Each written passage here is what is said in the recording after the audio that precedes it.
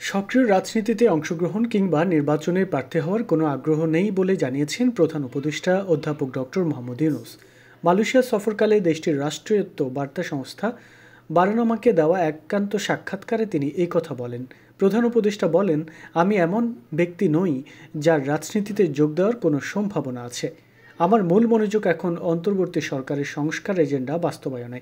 তিনি বলেন, আমরা 1 বছরের মধ্যেই অনেক দূরে গিয়েছি। আগস্টে আমাদের প্রথম বছর শেষ হয়েছে এবং আমরা অনেক কিছু অর্জন করেছি।